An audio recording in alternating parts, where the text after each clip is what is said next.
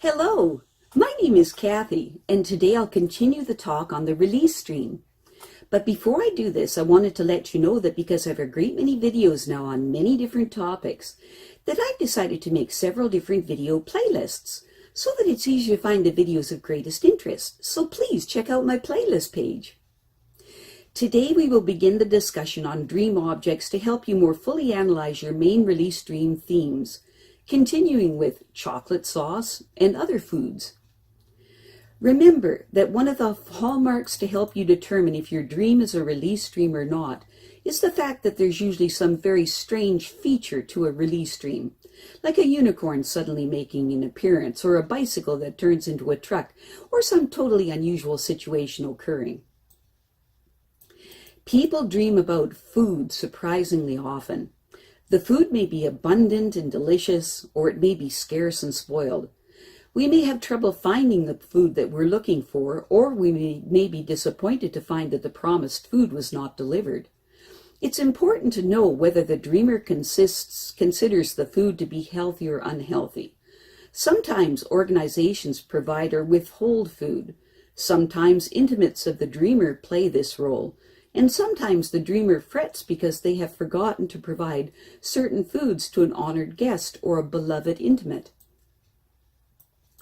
Many dream analysts think that dreams of food, while they may have sexual interpretations, can serve many other purposes as well. Other dream analysts interpret food that is healthy as representing soul food, or food that helps to nourish the well-being of the person psychologically and spiritually, as well as physically, of the dreamer. The action and dramatic plot of the dream will determine more specific meanings. If the dreamer is starving for a certain food and is unable to find it, it is helpful to describe the food as if the person you are describing it to understands nothing about this food. In this way, they can usually figure out that the food represents some way of feeling or some form of attention that the dreamer longs for. If the food in the dream is poisoned, it's terribly important to find out who has poisoned the food and ask yourself where in your life you're looking for nurturing or sustenance but finding only poisoned food. It may be an institution or someone in your life, such as a parent or a spouse, who is poisoning love through their criticism, control, and other destructive behaviors and attitudes. People who eat too much or too little often have dreams of eating good foods or foods that are bad for them, of dieting or of overeating. These images usually help the dreamer to see a little more deeply how their behavior around food are symptoms of deeper feelings of discontent or conflict. In our first example, we have a woman that dreamt a version of a very common dream.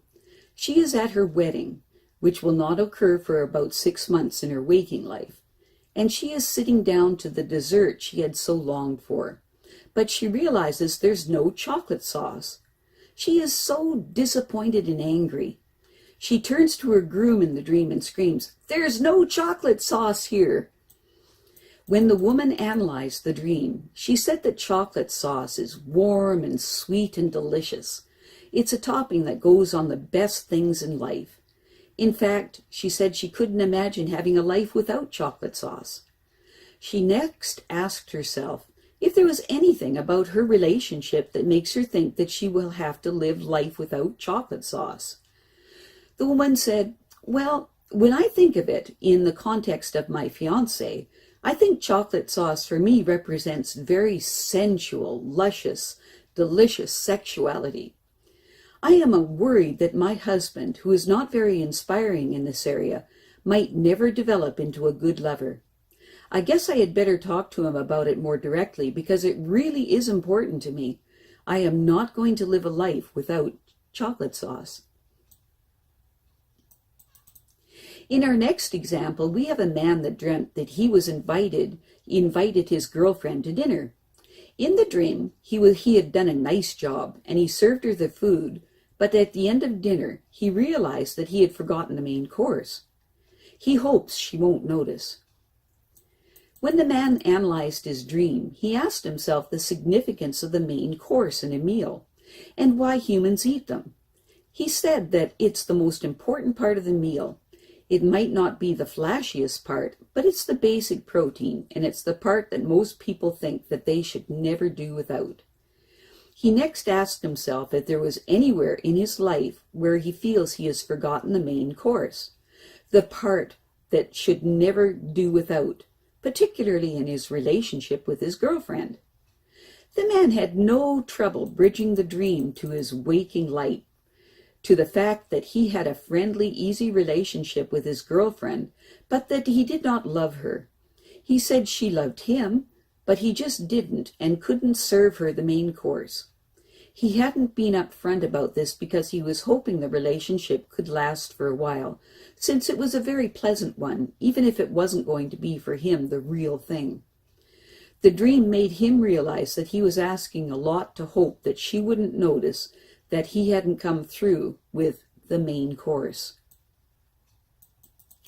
In our next example, we have a woman that dreamt that she was in a place, something like a museum, where things are on display and meant to be studied. On a pedestal is a dish with a liquid in it, and what appears to be a peeled canned tomato. It has two eyes on the top, like a sea creature, and it moves about on the plate. It is very sensitive.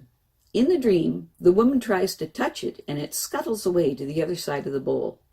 She realizes in the dream that it is her mother. In the dream, she is aware this is where she came from, that this is my mother. The woman understood in this dream that the tomato symbolized her mother, but she found it curious that she used a tomato to depict her mother. So she asked herself to describe tomatoes.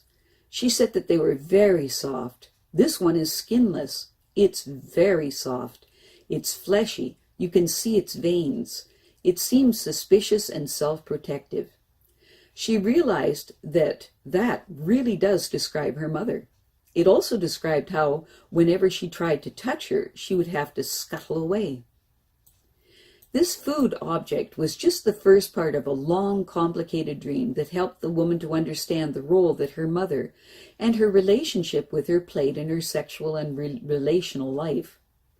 Seeing her mother as a tomato that was sometimes inside the woman in a later part of the dream helped her understand some of her own feelings of vulnerability and where they came from.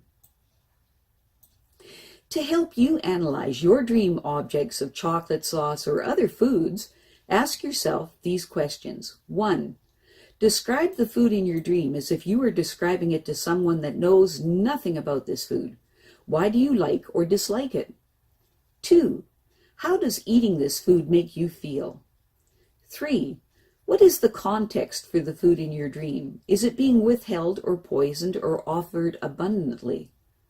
4. Are there any other people in your dream, such as a server or withholder of the food, or someone with whom you share it? 5. Describe each of the major people in your dream. 6. Is there any situation in your life that matches the description of the food in the context of your dream? 7. How do you feel about this situation? And is there anything you would like to do about it?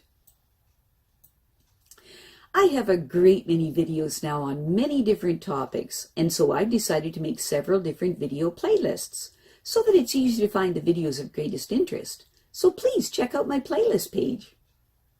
Well, that's it for now. To stay up to date with my latest videos, make sure to subscribe to this free YouTube channel by clicking the red subscribe button right below this video. Take care.